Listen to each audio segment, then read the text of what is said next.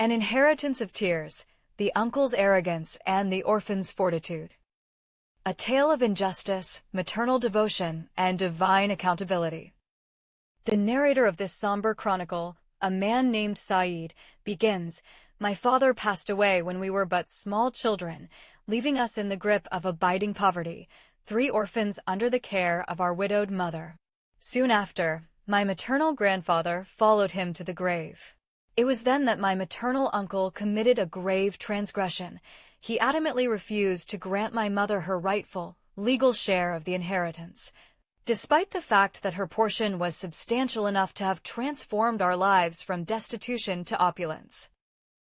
We endured the agonizing pangs of hunger daily. Our compassionate neighbors would occasionally send us a pot of cooked food in the evening to sustain us. However, my mother would never allow us to eat it immediately.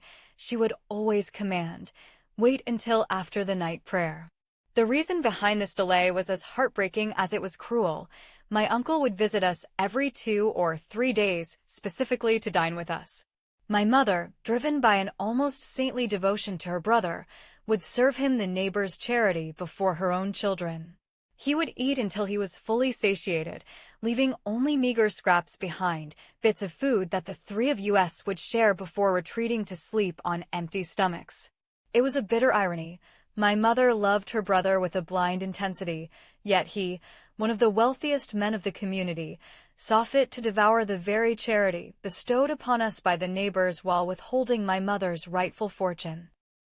We 3 brothers grew to harbor a deep, burning resentment toward our uncle. Whenever we voiced our bitterness to our mother, she would leap to his defense, shielding him with her loyalty. One day, we confronted her, saying, "You are the very reason we despise him. It is because you surrendered your rights and allowed us to wither from hunger just so he could eat first." As the years marched on, we reached manhood, found labor, and our financial circumstances gradually flourished through our own sweat and toil. Yet, our uncle remained unchanged, entrenched in his avarice and injustice, even going so far as to justify the forbidden for his own gain. Years later, my uncle approached my brother, Ahmad, who had become quite wealthy. He proposed that Ahmad marry his daughter, disregarding the traditional custom where the eldest brother marries first. My brother responded with a voice laced with decades of bitterness, "Uncle, if I were to remain a bachelor until the day I die, it would be far better for me than to wed your daughter." Our mother passed away before her brother. Eventually, my uncle fell gravely ill, and as the shadow of death loomed over him, he summoned us to his bedside. When we arrived, he began to plead for our forgiveness. My eldest brother asked him sternly, "For what should we forgive you?" He whimpered, "For withholding your mother's inheritance and for the injustice I dealt her." My brother countered, "And what shall you do if we grant this forgiveness? Will you restore what was stolen?" The uncle replied, "No, for I have already distributed my estates among my own children, and I possess nothing now." At that moment, with hearts still scarred by the memories of hungry nights, we told him, "We shall never forgive you, nor shall we grace your funeral with our presence." My uncle broke into a fit of wailing and lamentation, sending the village elders to intercede and beg us to renounce our claim, but we remained steadfast in our refusal.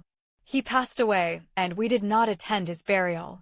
Years drifted by until his eldest son, Haytham, a man of noble character, came to us. He said, "I offer you my entire share of the inheritance in exchange for your forgiveness of my father, for I see him constantly in my dreams, crying out for help and saying, 'Save me, my son.'" We proposed to his siblings that they all return our mother's full right, but they refused with greedy hearts. Thus, we held on to our grievance and told him, "Our appointment with our uncle shall be before the Almighty on the day of resurrection." My uncle was more a foe than a kinsman, leaving us to sleep in hunger while he sat upon hoards of accumulated gold. Typically, a maternal uncle is a figure of mercy, a second father. Indeed, there are noble men who surrender their own shares to their sisters out of love and honor.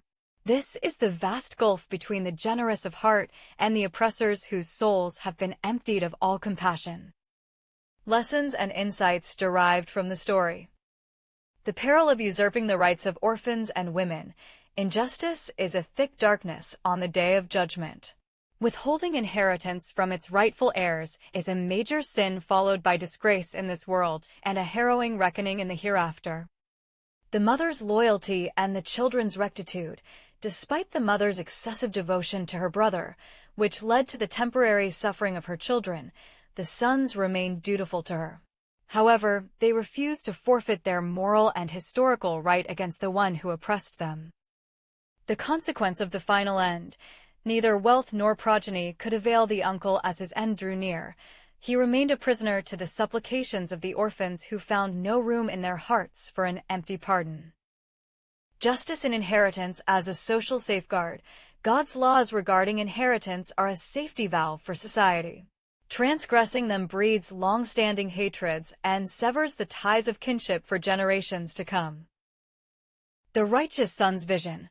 Hatham's dance reveals the mettle of a virtuous son attempting to mend what his father broke. Yet, a single hand cannot clap in the face of the collective greed of the remaining heirs. Self-reliance and dignity. The children grew and built their own fortunes through their own efforts, refusing to let their past need for money break their pride or force them back into the humiliation of their uncle's shadow. If you enjoyed the story, support us by liking and subscribing to the channel to see more.